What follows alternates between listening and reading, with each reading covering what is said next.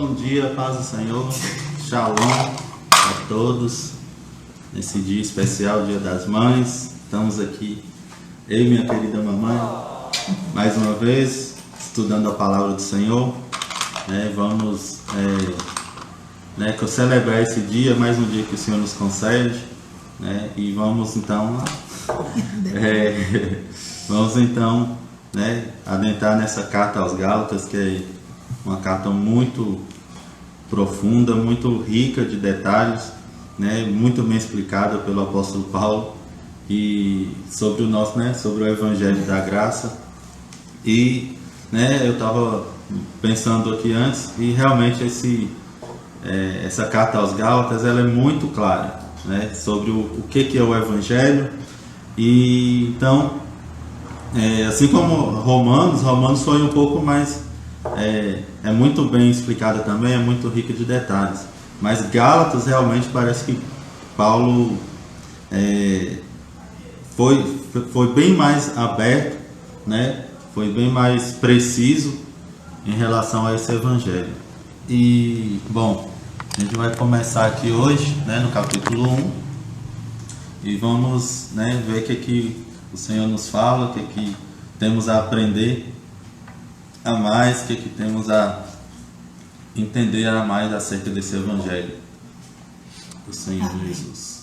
Senhor Deus e Pai, agradecemos nessa manhã por mais uma oportunidade que o Senhor nos deu, ó Deus, porque as Tuas misericórdias se renovaram nessa manhã, e temos aqui, além da Tua misericórdia, temos a Tua graça, temos o Teu favor sobre nós, temos a Tua sabedoria, temos a Tua companhia, Senhor, e podemos contar com isso sempre, independente do estado que esteja a nossa vida. Nós podemos contar contigo, contar com as Suas promessas, que para nós já são a realidade, e que possamos, Senhor, mergulhar cada vez mais na Tua graça, cada vez mais nos soltar, abrir os braços e nos soltar na Tua presença, nos jogar nesse oceano que é a graça do Senhor, e vivamos uma vida de liberdade em todos os sentidos, a liberdade plena que Jesus prometeu, que Jesus nos concede, e possamos, meu Deus, permanecer nessa crença do Evangelho, nessa crença do favor imerecido, do Teu amor, meu Pai, que é tão real, que é tão precioso para nós. É o Teu amor que nos guarda, é o Teu amor que nos consola, é o Teu amor que nos fortalece a cada dia. Pai, em nome de Jesus, que ao meditar nessas palavras, nesta carta, possamos ouvir o Teu Espírito, ouvir coisas que a gente ainda não entendeu, que a gente ainda não entendia, mas que venha fazer sentido e que venha ser real para nós, venha fazer parte, venha ser incluída, venha ser testificada nos nossos espíritos, e que venha fluir através das nossas vidas, em nossas vidas e através das nossas vidas, em nome de Jesus. E que todos que vão assistir esse vídeo, que sejam abençoados, edificados, sejam fortalecidos e consolados pelo Teu poder, pelo Teu Espírito, em nome de Jesus. Amém.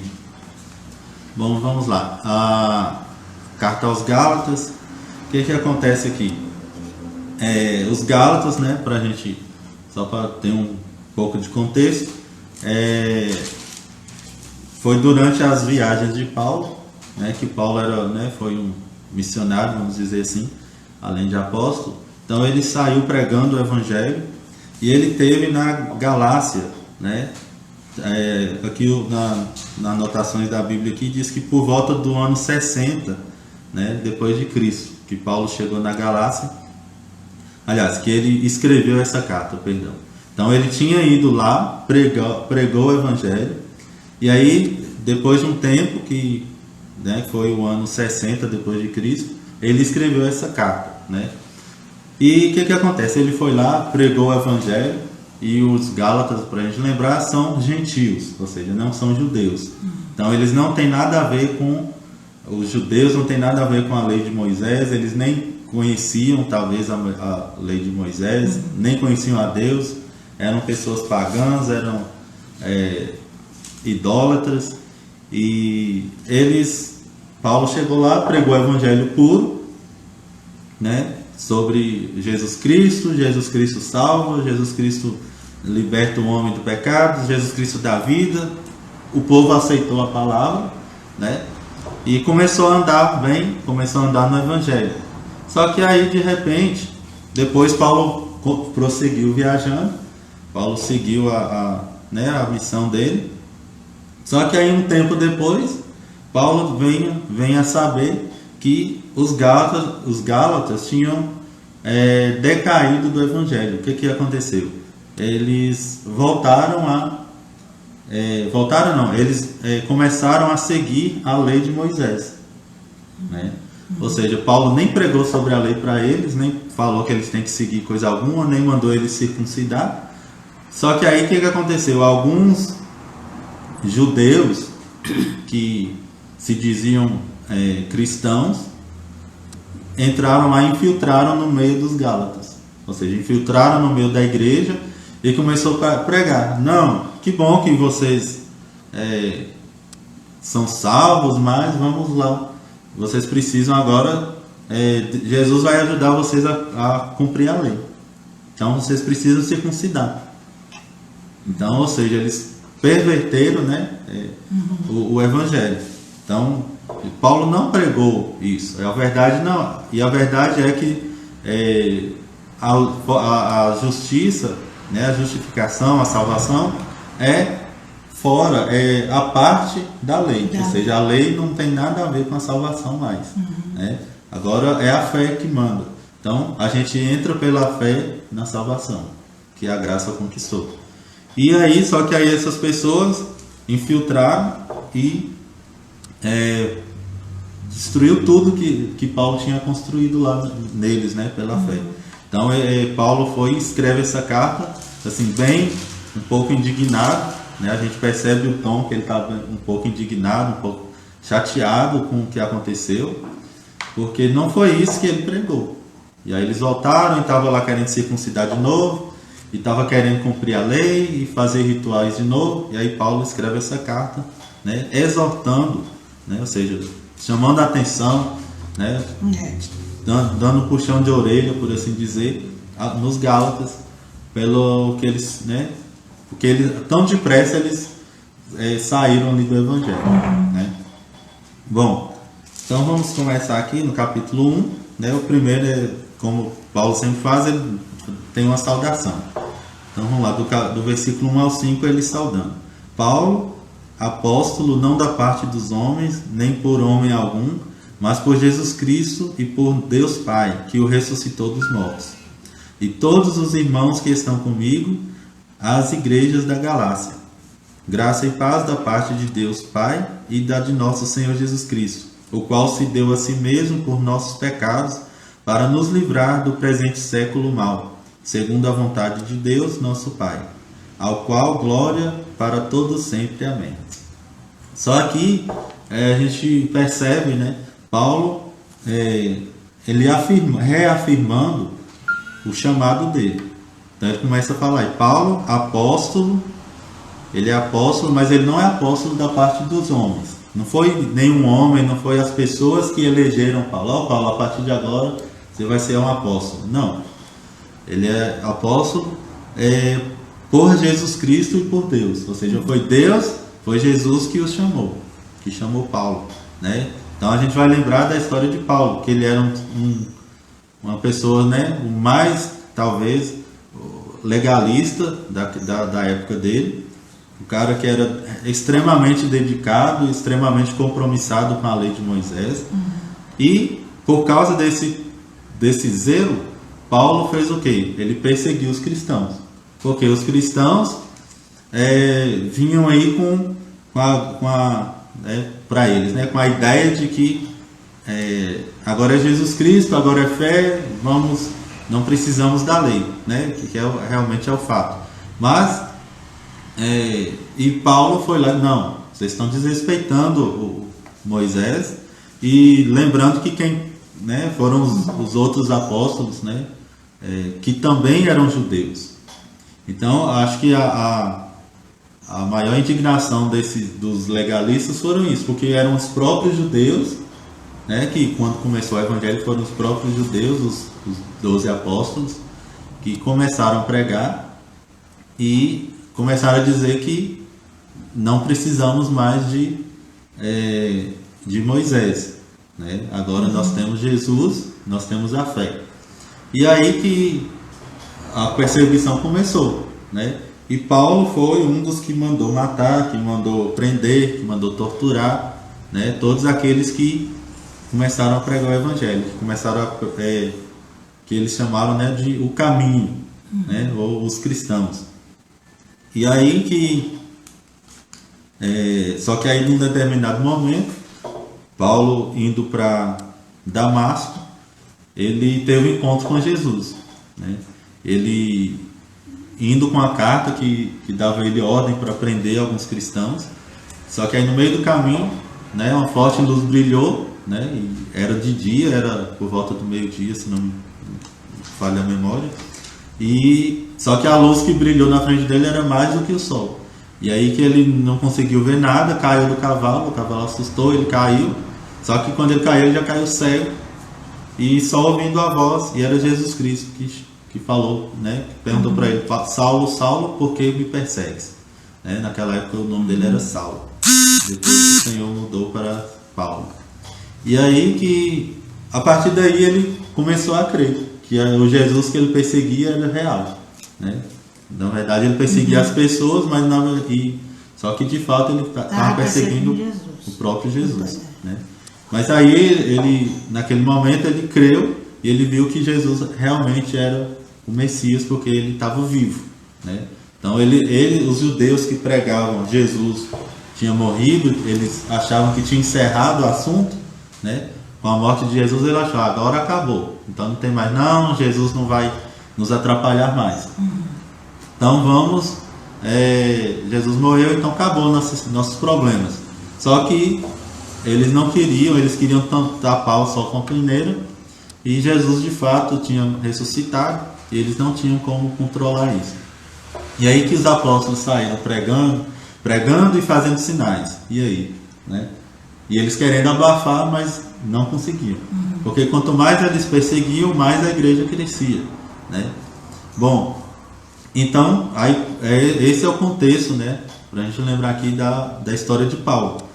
E ele, como ele pregou para os Gálatas, né, pessoalmente, depois ele ficou sabendo que os Gálatas saíram do Evangelho e estavam misturando Evangelho com lei, ele foi e tem que se reafirmar: ó, eu sou apóstolo, mas eu não sou apóstolo que o homem escolheu. Eu não fui lá numa votação para ver quem era, né? Eu não fiz nenhum concurso para apóstolo, eu não fiz nenhum curso para apóstolo. Quem me chamou foi Deus. Quem me chamou foi o próprio Jesus, né?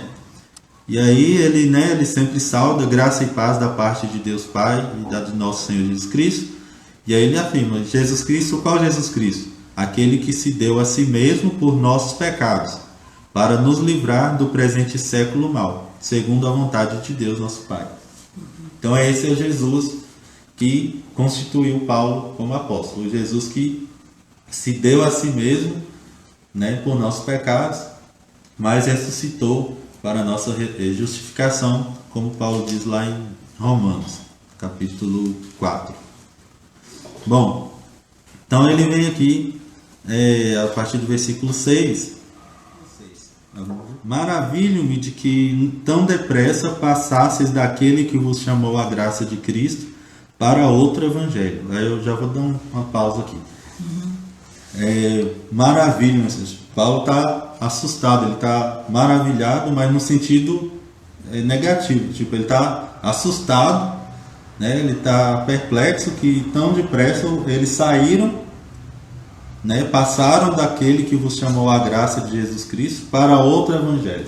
Então aqui Paulo já está dizendo o seguinte, que o evangelho verdadeiro é o evangelho da graça de Jesus, para outro evangelho.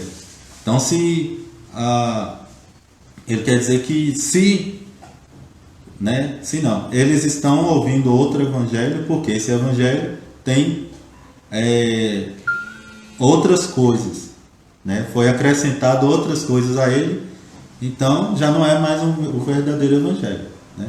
Então, se qualquer coisa que a gente acrescenta ou que a gente tira do evangelho verdadeiro, ele deixa de ser o evangelho verdadeiro e passa a ser outro evangelho. Então, se nossa doutrina, se aquilo que a gente acredita, né? Jesus nos ama incondicionalmente, nós somos salvos pela graça, nós somos abençoados, mas para manter isso a gente tem que se esforçar, já não é o evangelho. Já não é o evangelho que Paulo pregou, né? É muito comum as pessoas interpretarem mal Paulo, porque às vezes ele fala um pouco mais duro e eles acham que ele está querendo o esforço das pessoas, mas ele não quer o esforço. É justamente ao contrário, ele tá sendo às vezes duro para a pessoa entender que não é pelo esforço, né?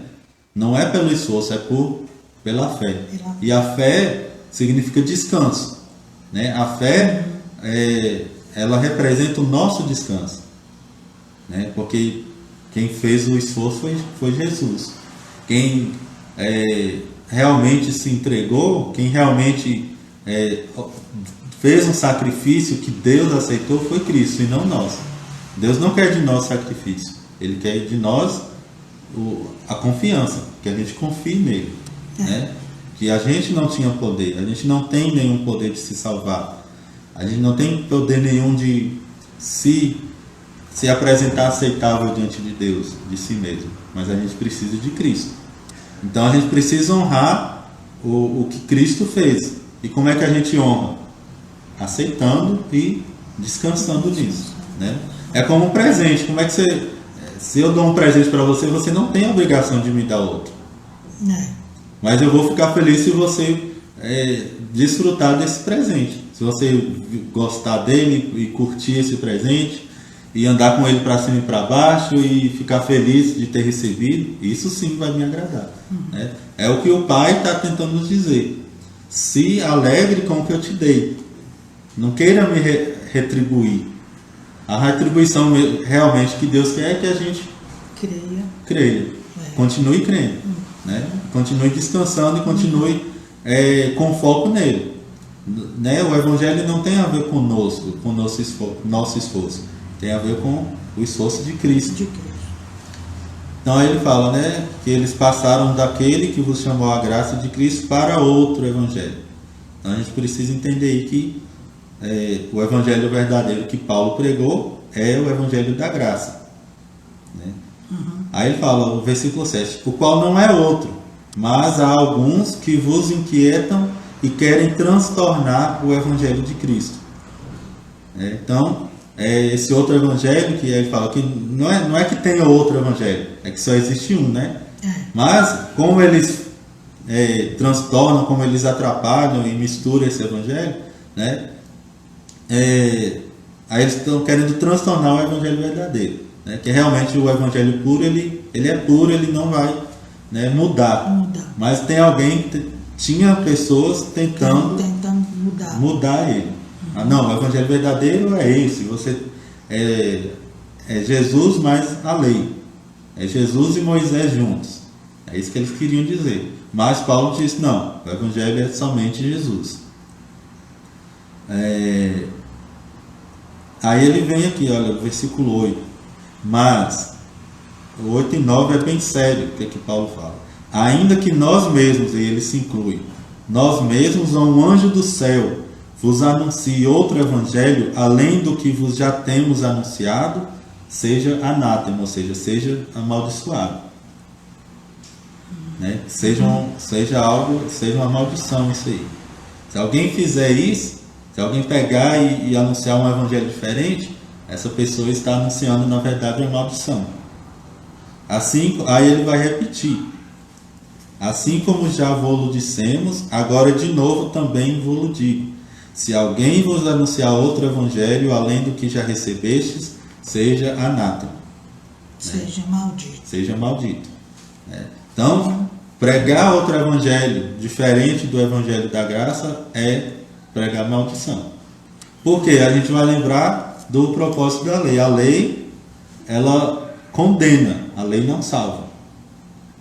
Então a lei, ela vai trazer à tona toda a maldição se a gente não cumprir ela, né?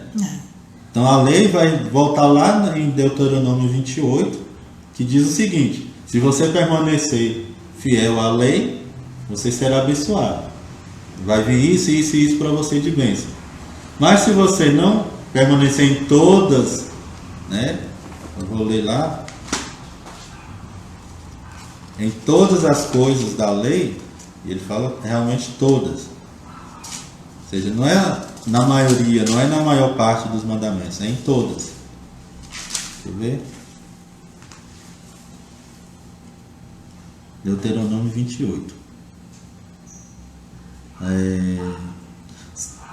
28, versículo 15. Será, porém, que se não deres ouvidos à voz do Senhor teu Deus, para não cuidares em fazer todos os mandamentos e seus estatutos que hoje te ordeno, então sobre ti virão todas estas maldições e te alcançarão. Então ele fala aqui, ó, se não cuidares em fazer todos os seus mandamentos.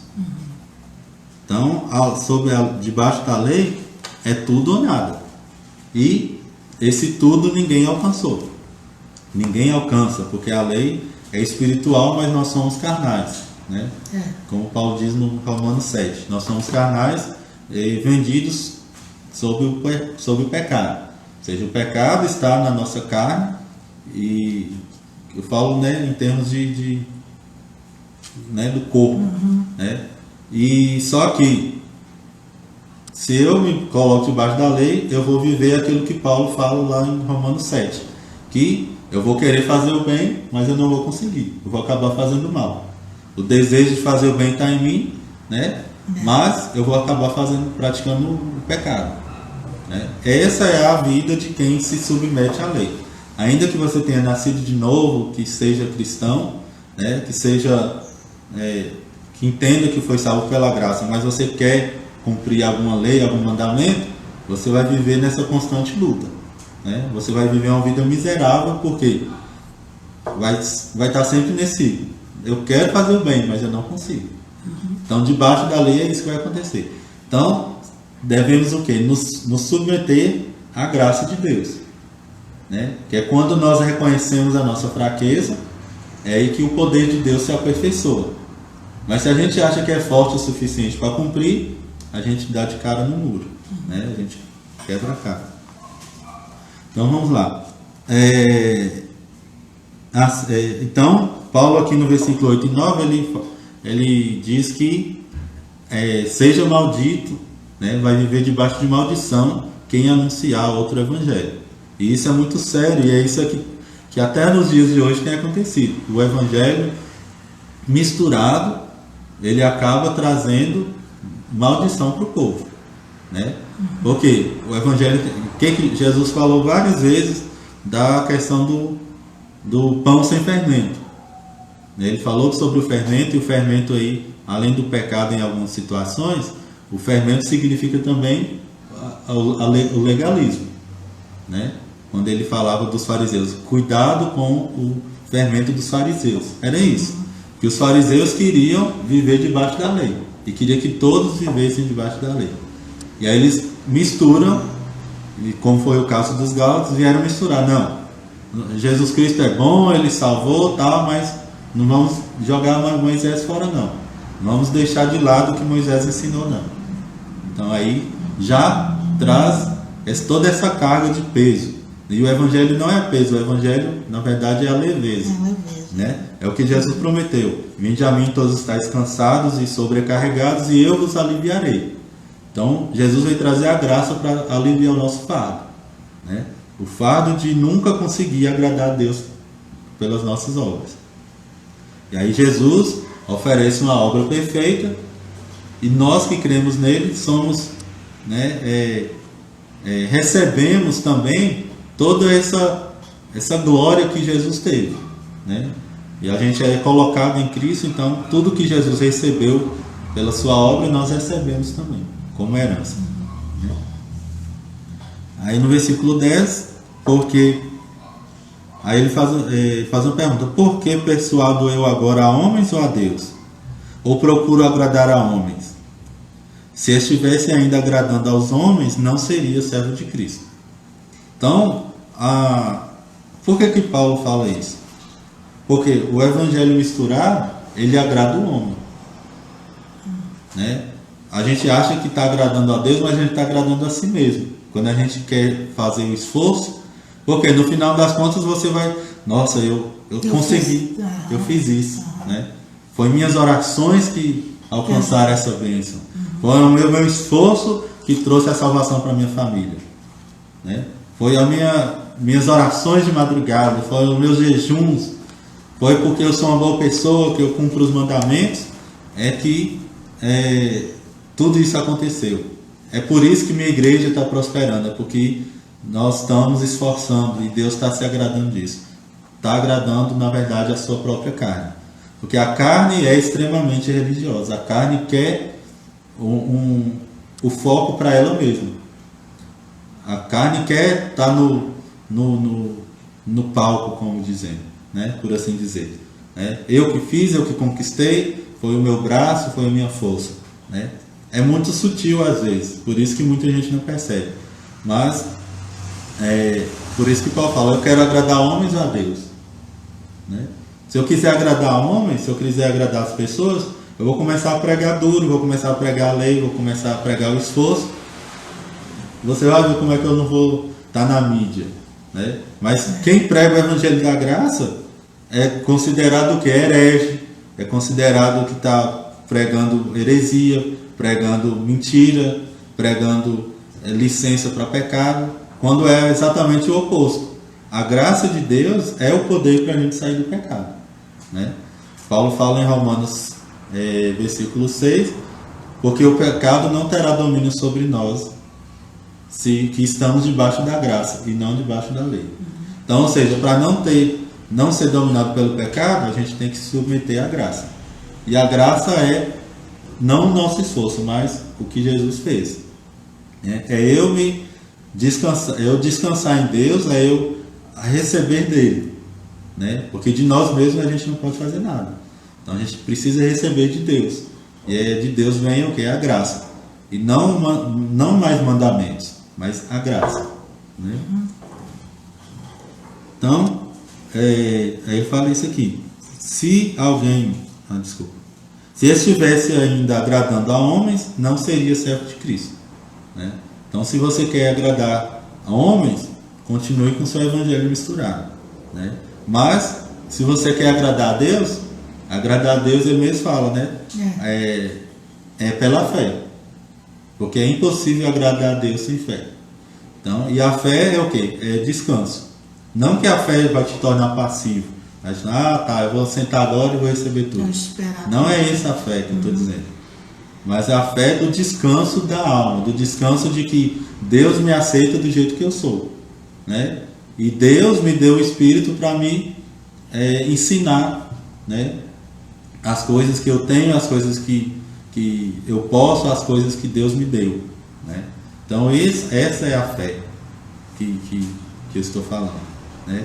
Fé nem sempre é passiva, às vezes a fé vai te levar, e na verdade a Bíblia diz, a fé, como Paulo falou, ele trabalha muito mais pela graça. Quem está da graça consegue trabalhar muito mais de quem está seguindo um evangelho misturado. Né? Porque depender da graça é depender do favor de Deus, do poder de Deus e não do nosso. E o poder de Deus não tem limite. Né? Então por isso que quem está na graça trabalha muito mais.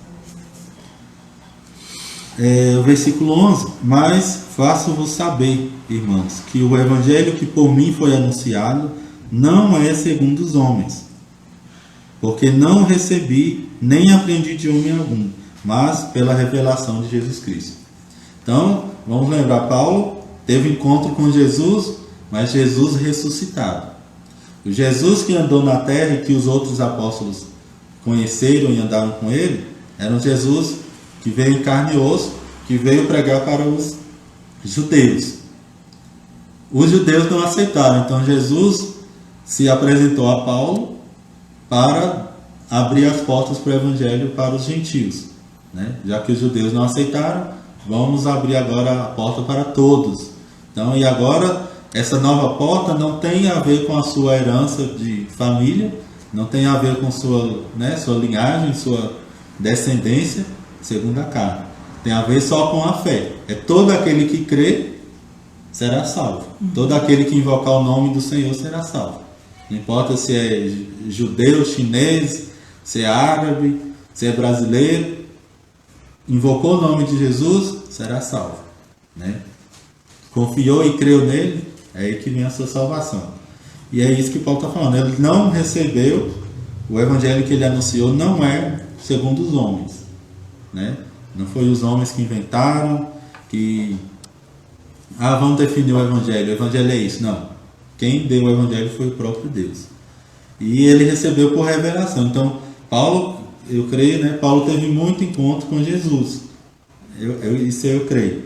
Além daquele primeiro, né? Tem eu acho que é 2 Coríntios, 1 Coríntios, se não me engano. Paulo fala que ele, até levado ao terceiro céu, ele foi. E de lá ele viu coisas que ele nem consegue descrever, né? Ou seja, Paulo teve sim. Paulo é sim um apóstolo, porque para ser apóstolo tinha que ter andado com Jesus. E Paulo andou com Jesus. Só que o ministério de Paulo foi diferente. Ele veio com o ministério da graça, né? Que é para todos. Não é o evangelho só para judeus, é o evangelho da graça, que inclui todas as pessoas. Versículo 13. Porque já ouvistes qual foi antigamente a minha conduta no judaísmo, como sobremaneira perseguia a igreja de Deus e a assolava. E na minha nação excedia em judaísmo a muitos da minha idade, sendo extremamente zeloso das tradições de meus pais. Então, aí Paulo vai falar assim, vocês lembram como é que eu era antes? Né? Que ele era zeloso, ele sobressaía, ou seja, ele era acima, vamos dizer, né? Acima da média, né? Ele era realmente um cara que era mestre na lei. Então ele entendia de frente para trás, de cabeça para baixo, ele entendia de todas as formas da lei, né? E aí no 14 ele fala, ele excedia no judaísmo a todos da idade dele. E na época ele era jovem ainda. Então Paulo, na idade dele, era extremamente, ele era um modelo para ser seguido, né? Como o Andrew Farley fala, o Paulo era como se fosse um ícone, né? Todos os jovens da época queriam, nossa, eu quero ser como Paulo. Estuda bastante. Aí o pai incentivava o menino, filho, estuda bem, estuda bastante a Torá para você ser igual Paulo. Isso seria um orgulho para eles se alguém seguisse, né, os conselhos, né, seguisse o caminhar de Paulo, de Saulo na época. Então, e aí ele fala que ele assolava, por causa desse zelo, ele assolava, ou seja, ele tentava destruir a igreja de Deus. Aí ele fala no 15, mas quando aprove a Deus, que desde o ventre da minha mãe me separou e me chamou pela sua graça, revelar seu filho em mim, para que o pregasse entre os gentios, não consultei carne nem sangue, nem tornei a Jerusalém até com os que já dantes de mim eram apóstolos, mas parti para a Arábia e voltei outra vez a Damasco. Então o que ele fala aqui nesse trecho? Então no tempo certo, quando foi o tempo de Deus, Deus o chamou. Aliás, Deus já tinha chamado Paulo desde o ventre, ele fala aqui. Então ele reconhece que o chamado dele é desde a eternidade. Mas quando veio o tempo certo, ele começou, né? Jesus teve um encontro com ele e anunciou o que ele devia fazer, né? E aí todo aquele que ele sabia, né, ele descartou para ter o conhecimento de Cristo. Então toda a arrogância dele, o conhecimento que ele tinha sobre a lei, a lei que era o caminho, ele descartou porque ele conheceu Cristo, né? Então quando chegou o tempo, o tempo de Deus revelar Jesus a ele, para que o pregasse entre os gentios, então quando chegou esse tempo ele não foi consultar homens, ele não foi perguntar para os outros apóstolos. Mas na hora ele diz aqui que ele foi para a Arábia e depois voltou a Damasco. É o que muitos creem, que Paulo nesse tempo, logo depois que ele converteu, ele foi realmente aprofundar nos estudos, ele e Deus, né? Ele com o Espírito Santo que ele tinha recebido assim que ele foi batizado. Então ele não foi, é isso, o Evangelho é isso, por quê? Eu creio que se ele fizesse isso, o Evangelho dele estaria comprometido, né? Porque os outros não tinham recebido esse chamado, os outros apóstolos. Então Paulo foi um apóstolo, realmente em termos humanos ele foi um apóstolo sozinho aos gentios, né? Era ele de um lado e os outros 12 do outro, pregando aos judeus. Então ele partiu para a Arábia e depois voltou a Damasco. Aí depois, passados 3 anos, ele foi a Jerusalém. Só então, eu creio, dele ter percebido, entendido mais qual era o chamado dele, é que ele foi para Jerusalém, no versículo 18, ver Pedro e ficou com Pedro 15 dias. Né? Então, talvez ali ele conversando sobre o chamado dele, talvez ali para Pedro, que Pedro certamente ouviu falar dele, mas ainda não tinham encontrado, né? Que antes, na verdade, eles tinham medo de Paulo. No início da conversão de Paulo, muitos tinham medo, achavam que era uma cilada. Aí ele está dizendo que é cristão agora, que ele quer infiltrar e vai prender todo mundo. Entendeu? Então, realmente, de início, Paulo não tinha como estar com eles, né? Como eu falei primeiro, porque iria confundi-lo sobre o chamado dele, isso eu falando. Segunda coisa, tinha toda aquela questão do medo que eles tinham de Paulo ainda. Mas aí depois de 3 anos, é que ele foi para Jerusalém e encontrou com Pedro, perdão. E não vi nenhum dos outros apóstolos, a não ser Tiago, irmão do Senhor. Então, ele teve ali os 15 dias e só viu dos outros apóstolos, ele só viu Tiago, né, além de Pedro. Ora, acerca do que vos escrevo, versículo 20, eis que diante de Deus testifico e não minto. Depois fui para as partes da Síria e da Sicília, e não era conhecido de vista das igrejas da Judéia que estavam em Cristo, mas somente tinha ouvido dizer: aquele que já nos perseguiu anuncia agora a fé que antes destruía, e glorificavam a Deus a respeito de mim. Então, onde ele passava começaram a esses comentários, né? O perseguidor agora está junto de nós. Ele nos perseguia, mas agora ele se juntou a nós, né? Ele que procurava destruir a fé, agora ele está na mesma fé, né? Então, esse aqui é o contexto, esse aqui é a história de Paulo. Ele lembrando os Gálatas sobre isso, para o quê? Reafirmar que o evangelho que ele prega é o verdadeiro evangelho. Então ele quis dizer com tudo isso aqui que uma primeira coisa, o evangelho que ele recebeu não veio de homens. Segunda coisa, ele não, depois que ele recebeu, ele não foi atrás de homens para ensinar ele mais nada, mas ele aprendeu do próprio Deus, né? E terceira coisa, ele vai falar de toda a história dele, né, da conversão dele, para dizer que realmente o evangelho dele é o evangelho da graça, né? E que as pessoas que antes tinham medo dele, agora estavam vendo que ele se tornou cristão. Isso? Vamos entrar aqui no 2, que a gente ainda tem um tempinho. Capítulo 2, vamos lá.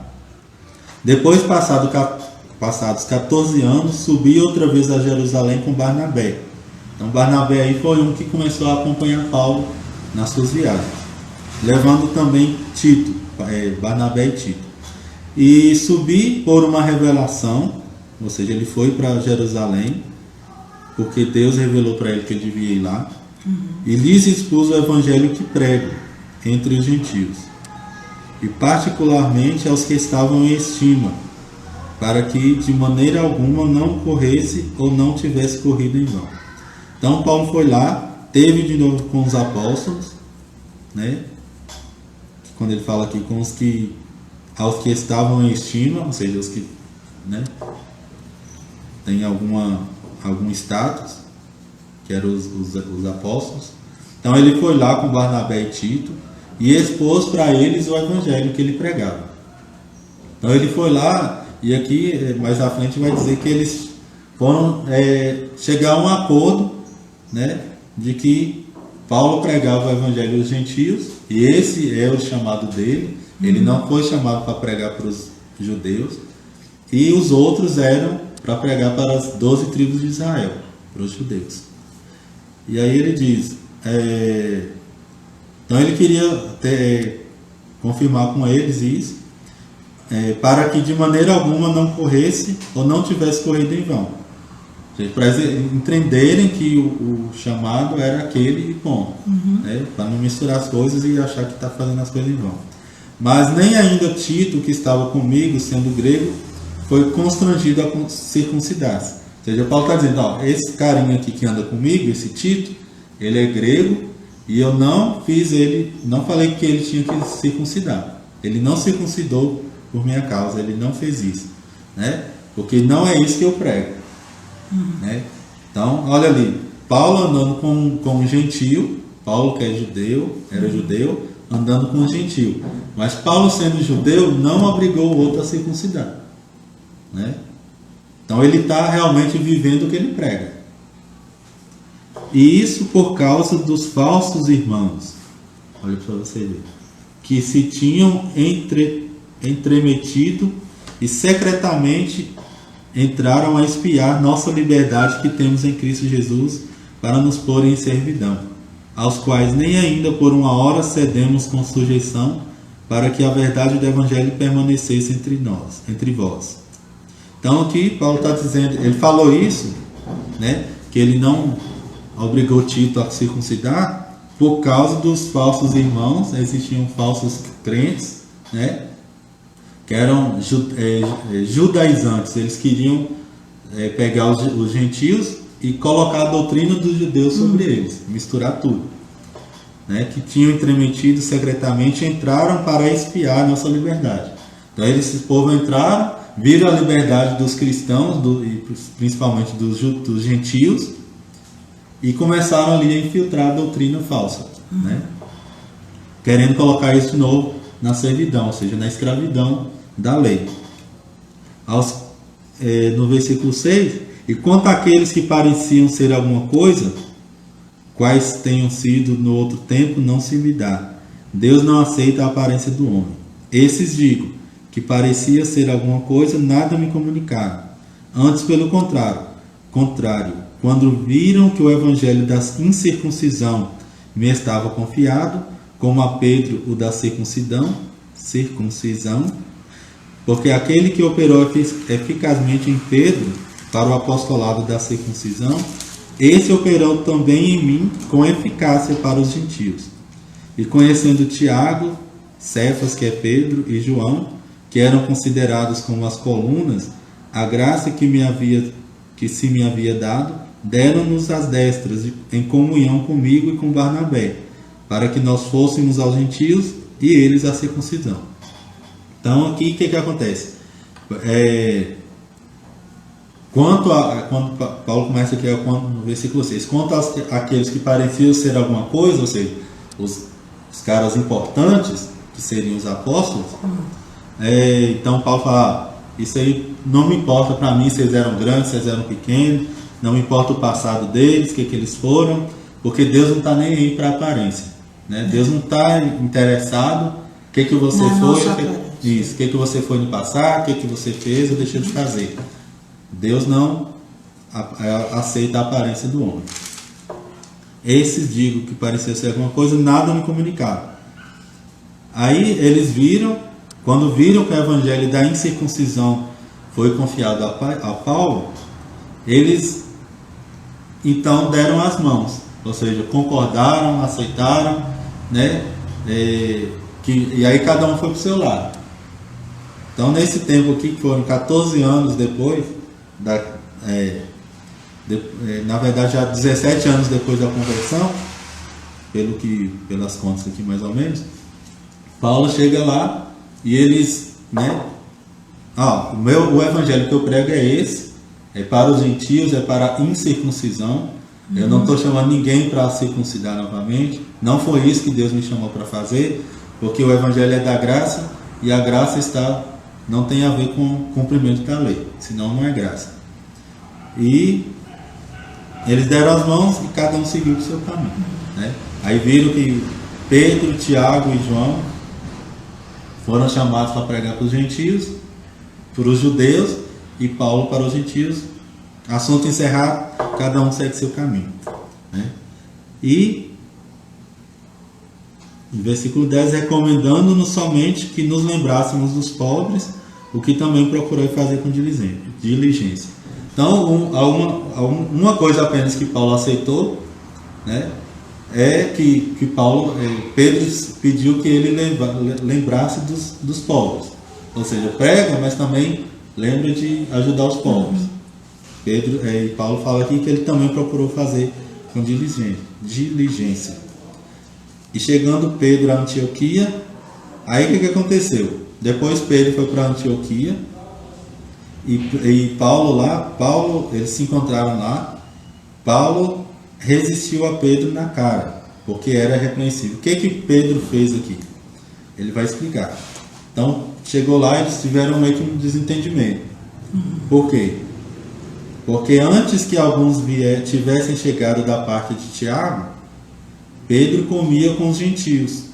Ou seja, quando estava fora, Pedro estava de boa com os gentios, ia na casa deles, comiam juntos. Mas depois que chegaram essas pessoas lá a mando de Tiago, Pedro se foi retirando e se apartou deles, temendo os que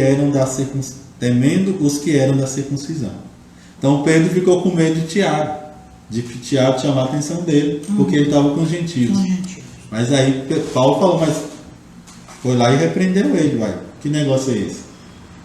Jesus, você também não prega a graça, claro que, né, de uma forma diferente aos judeus, mas você não prega que não é mais pela lei que o homem é salvo, e agora você está aí com essa vida dupla. Perto de Tiago você é um, longe de Tiago você é outro. Perto de Tiago você é da lei. Tiago sai, você vem e prega a graça para os gentios e anda com eles e tudo. Que evangelho é esse que Pedro estava pregando, então, né? Ele não estava vivendo o que ele pregava, né? Então Paulo foi lá e repreendeu ele. Olha, você está errado, né? E olha assim, aqui fala que aí Pedro começava a se retirar. Ele foi afastando aos poucos até se apartar, ou seja, se separar de vez. Então olha esse erro de Pedro aí. Ele começou realmente a se importar, não com o Evangelho, mas com a opinião de Tiago. Então Tiago, pelo que a gente percebe, Tiago é um pouco mais, né, duro. Talvez, eu posso até estar errado em dizer, mas talvez Tiago ainda não tinha um entendimento real da graça, né, para que Pedro tem medo dele desse jeito, né, da opinião dele. Talvez ele não tinha um entendimento, né, mais profundo da graça aí. 23. E os outros judeus também dissimulavam com ele. Ou seja, então tinha outros judeus também indo na onda de Pedro, dissimulando. De maneira que até Barnabé que andava com Paulo, até Barnabé caiu na onda de Pedro. Se deixou levar pela sua dissimulação. Então, a gente vê como Jesus fala, Paulo também fala, o fermento do legalismo, um pouquinho só, leveda toda a massa. Então, olha que você vê, levedou no meio ali dos judeus, que não foi só Pedro que estava dissimulando, mas outros judeus também. E até Barnabé, que andava junto com Paulo, que pregava para os gentios, estava dissimulando. Então, é muito sério. Qualquer pouco de legalismo que a gente coloca na nossa mensagem vai estragar tudo. Às vezes é uma coisa bem pequena. E a gente, não, dá para passar sem isso. Não dá. Então, se você prega o Evangelho, é o Evangelho. Se você você está ouvindo o Evangelho da Graça, não aceite menos do que isso, né? Qualquer pouco de legalismo vai estragar essa massa, vai estragar, né, esse ensino. Porque é o que o Paulo fala, se colocou alguma coisa, já não é o verdadeiro evangelho, né? Então a gente precisa ter atenção nisso.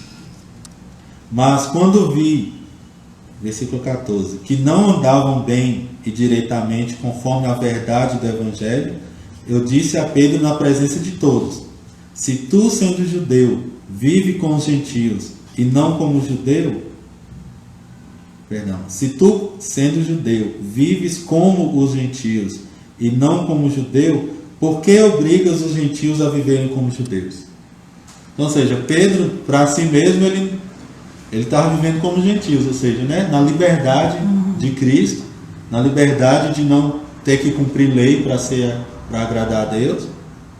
Ele vivia assim, mas agora ele estava obrigando os gentios a viver como judeus.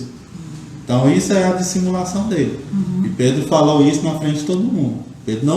Paulo não mandou recado. Paulo falou na cara dele e na frente de todos, porque ele não estava andando diretamente conforme a verdade do evangelho.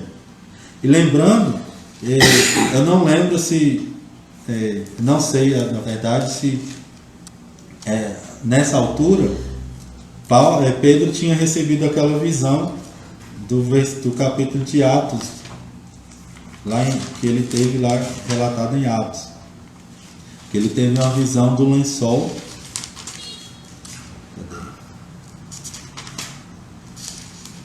No capítulo 10, o que aconteceu? Pedro estava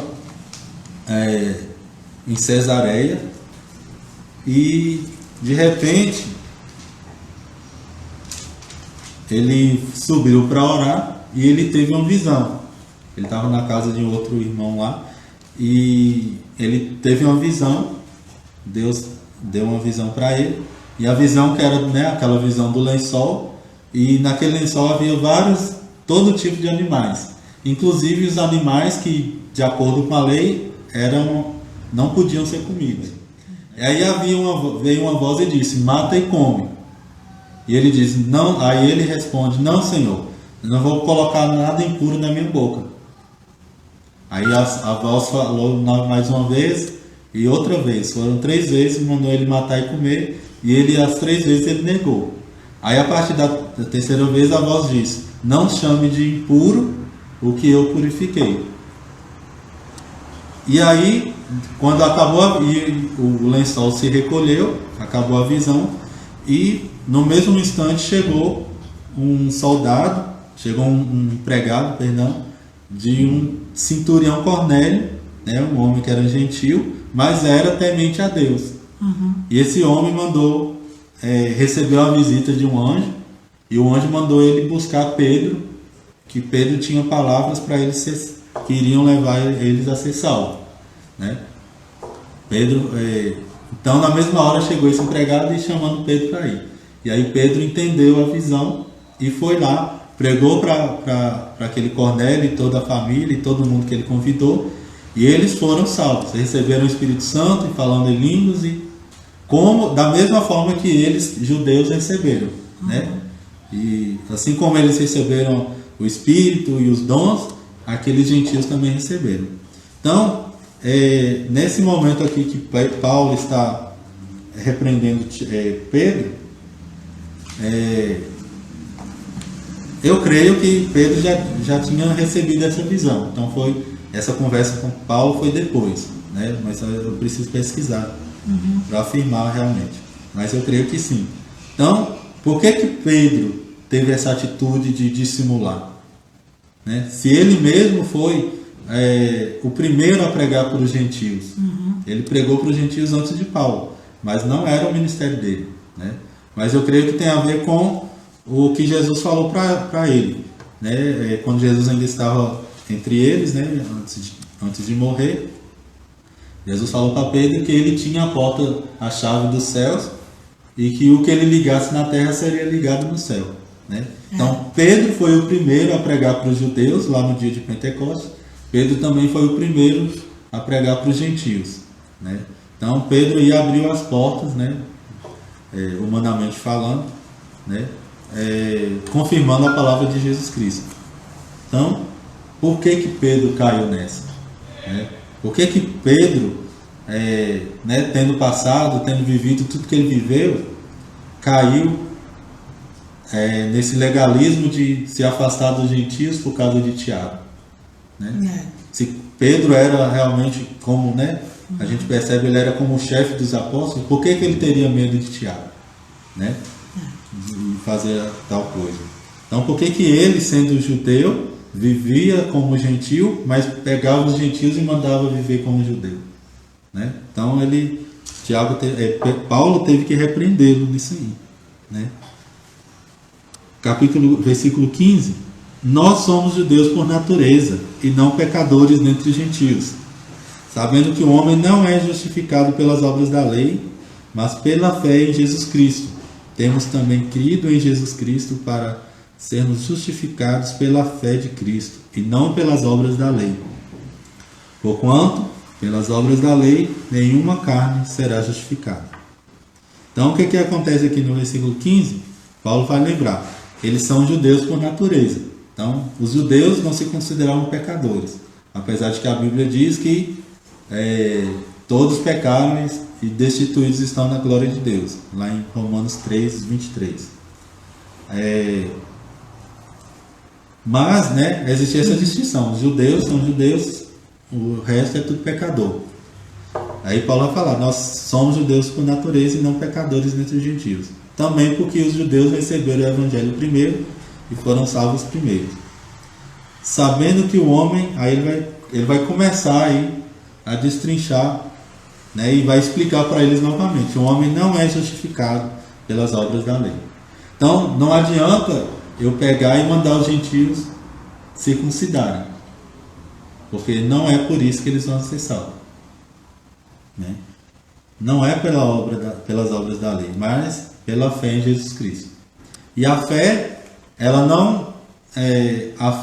é universal, não tem que ser de uma determinada nacionalidade, de um certo povo para ser salvo. O que manda é essa pessoa ter fé. Não importa. Se um macumbeiro, né, uma pessoa da Umbanda, seja uma feiticeira, se é uma prostituta, se é um ladrão, se é africano, enfim, não importa.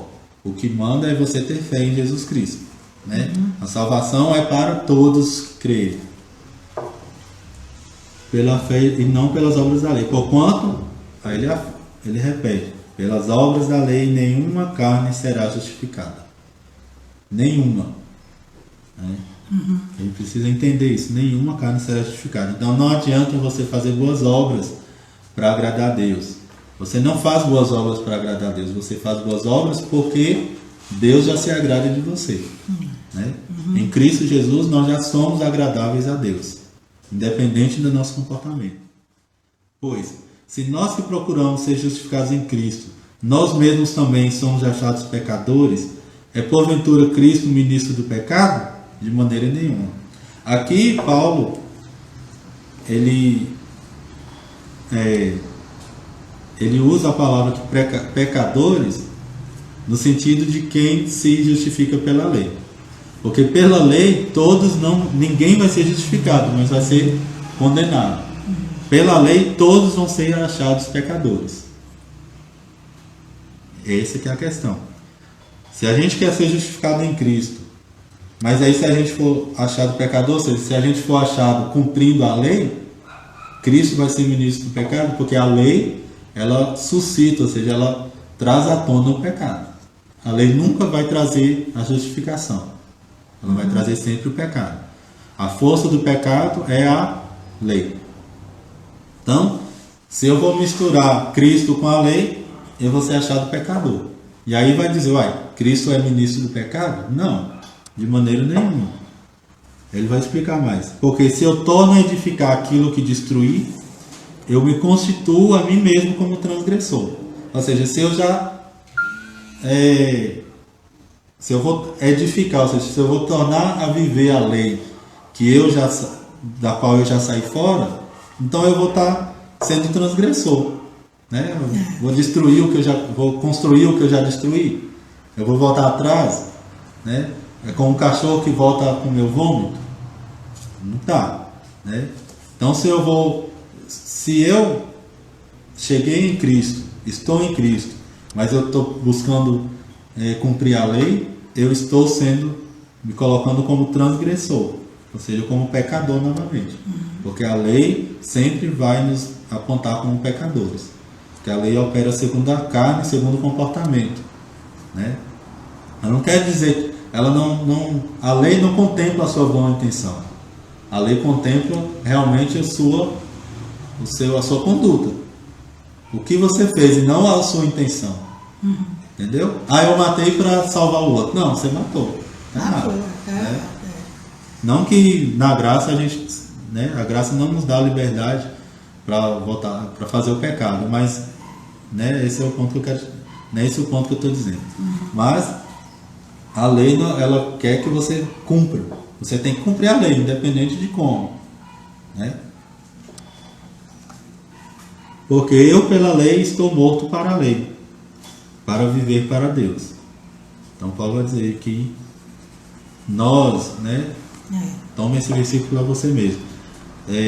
Nós, pela lei, estamos mortos para a lei, para viver para Deus, né?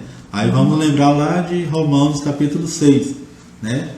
Que nós estamos mortos, né? Fomos crucificados com Cristo, né?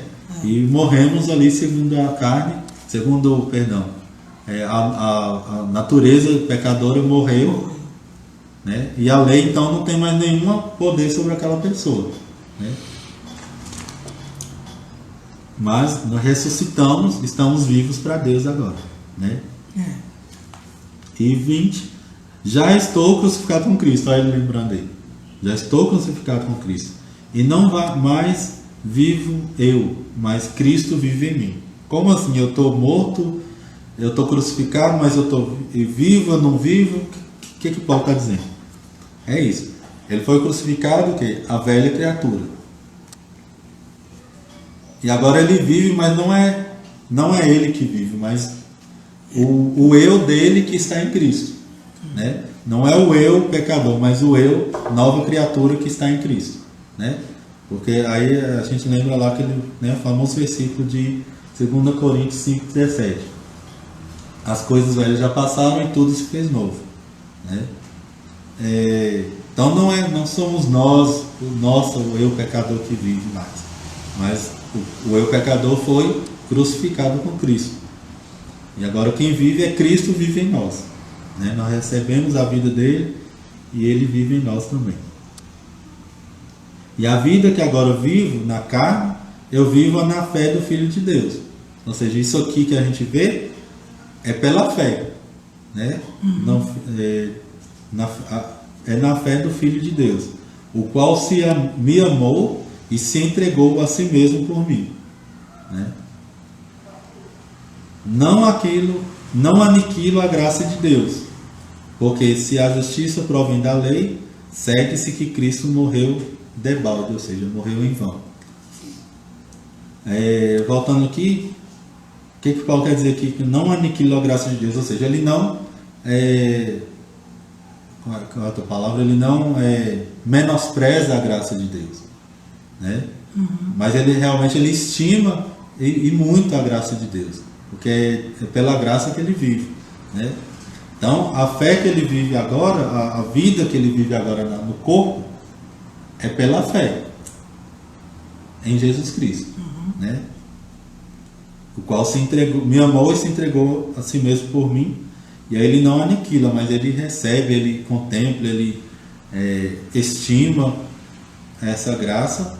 E aí ele explica, porque se a justiça provém da lei, ou seja, se é pelos mandamentos, se é pelo meu esforço, então Cristo morreu em vão, né? Então se eu quero agradar a Deus com minhas obras, eu estou de fato aniquilando a graça de Deus, ou seja, eu estou anulando a graça de Deus, né? Como é que a gente anula a graça? Cometendo pecado? Não. Mas onde há o pecado, abunda o pecado, superabunda a graça de Deus. Mas não é pelo pecado que eu vou anular a graça de Deus. É quando eu me submeto a cumprir a lei.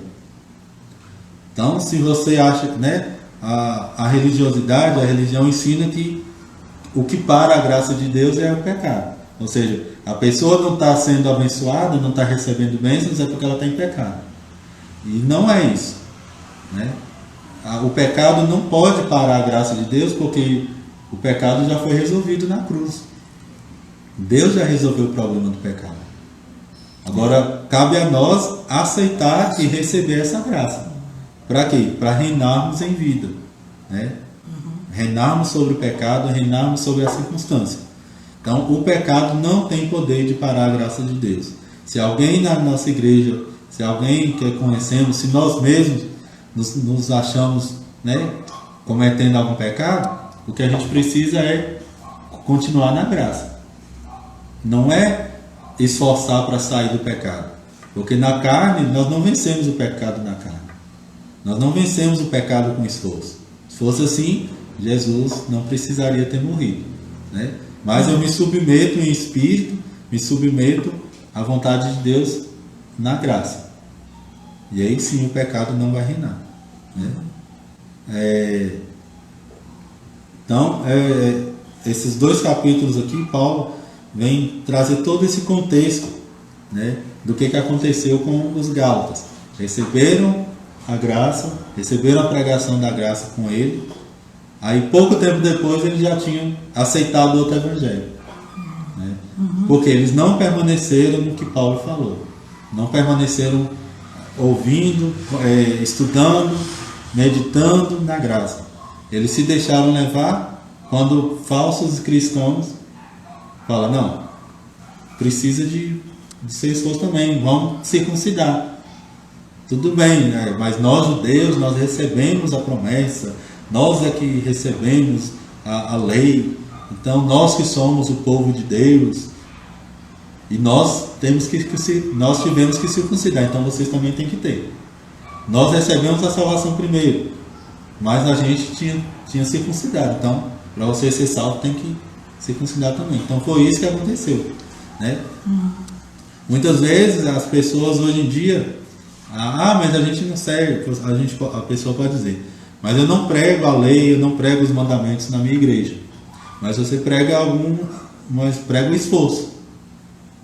Que bom que você nasceu de novo, agora você tem que fazer isso.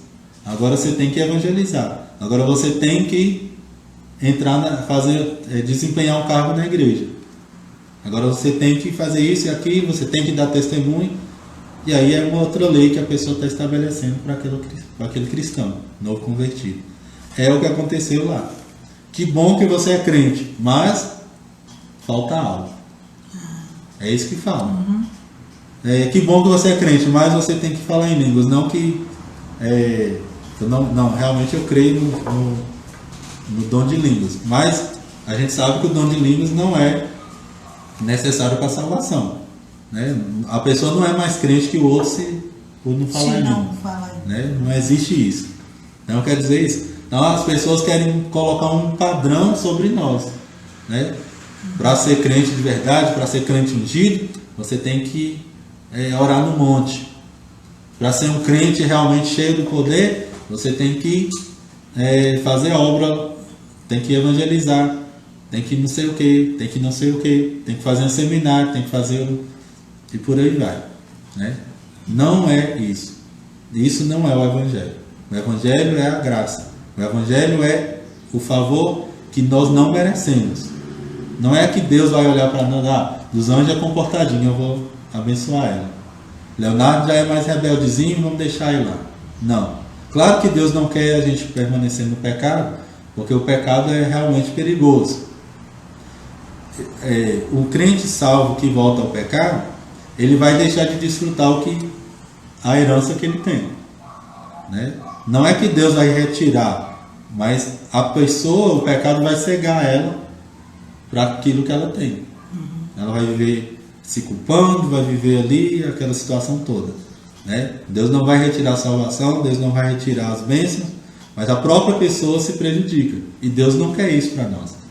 Deus quer que a gente viva a vida em abundância que Cristo nos deu, né?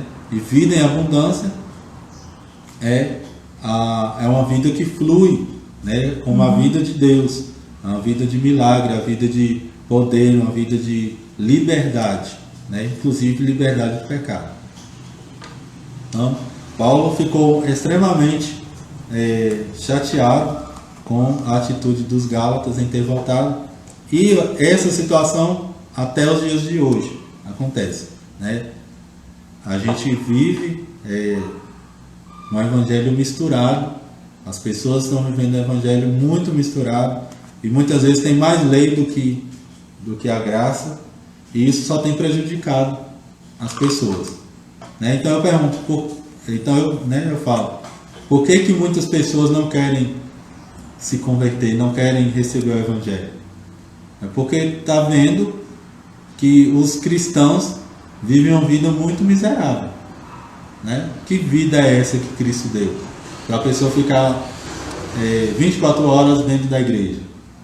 Uma vida de que você não pode fazer nada.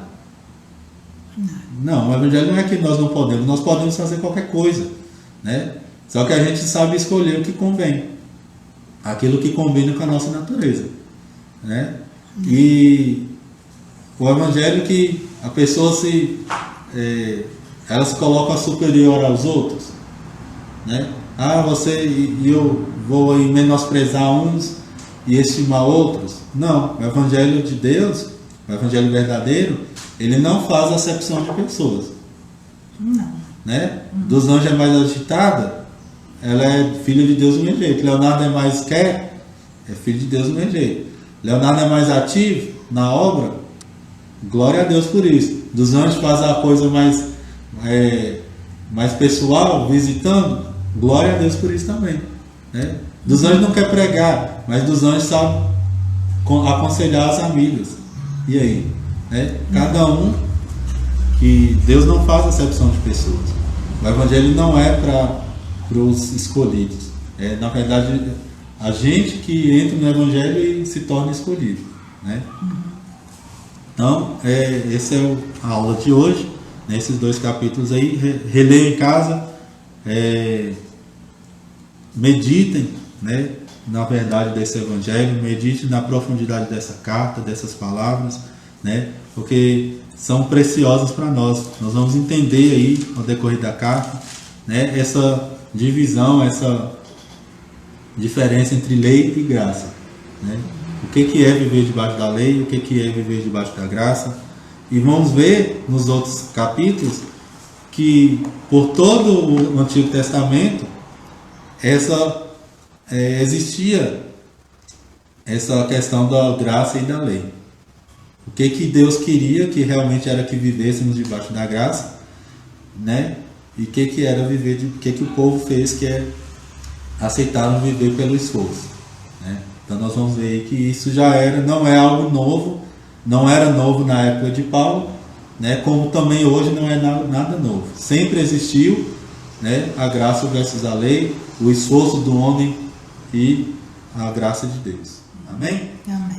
Então, vamos parar por aqui. Em nome de Jesus. Pai querido, obrigado por essa manhã, obrigado por esse momento de meditar na Tua Palavra, junto com essas pessoas que estão longe, mas no Espírito nós somos um só, somos unidos em Cristo. Pai Santo, que a revelação da Sua graça venha ser a cada dia nas nossas vidas, para que possamos andar segundo a Tua vontade, pela fé, que é a fé que Te agrada, é a fé que faz as coisas acontecerem, é pela fé, aliás, que as coisas são trazidas à nossa realidade, as coisas que a graça já conquistou. Pai querido e santo, e que na semana que vem possamos continuar e o Senhor continue revelando mais e mais a Tua Palavra, em nome de Jesus. Amém. Um abraço a todos.